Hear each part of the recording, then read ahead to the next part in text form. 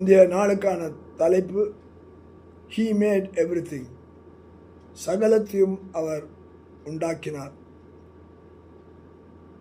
ஏசாயா தீர்க்கன் இப்படியாக சொல்கிறார். ஏசாயா 66 வசனத்திலே, என்னுடைய கரம் இவளெல்லாம் சிருஷ்டித்ததினால் இவளெல்லாம் உண்டாயின என்று கர்த்தர் சொல்லுகிறார். ஆனாலும் சிறுமைப்பட்டு ஆவியில் நொறுங்குண்ட என் வசனத்துக்கு நடுங்குகிறவனை நான் நோக்கி பார்ப்பேன்.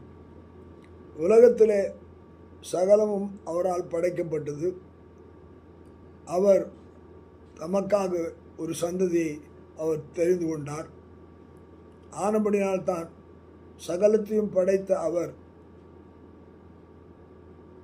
அங்கே முதல் வசனத்திலே சொல்லுகிறார்,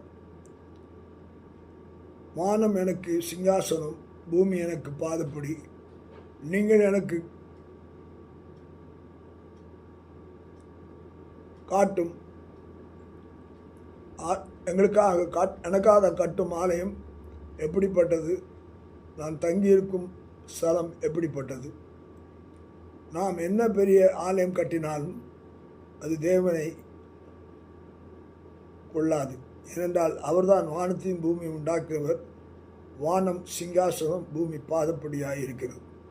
இன்றைக்கு நம்முடைய வாழ்க்கையை அவர் எதிர்பார்க்கும்படியான இடம், அவர் சிறுமைப்பட்டு ஆவியில் நொறுங்குண்ட இருதயம் உள்ளவர்களாய் கர்த்தருக்கு பயப்படுவடைய உள்ளத்திலே அவர் வாசம் செய்ய விரும்புகிறார்.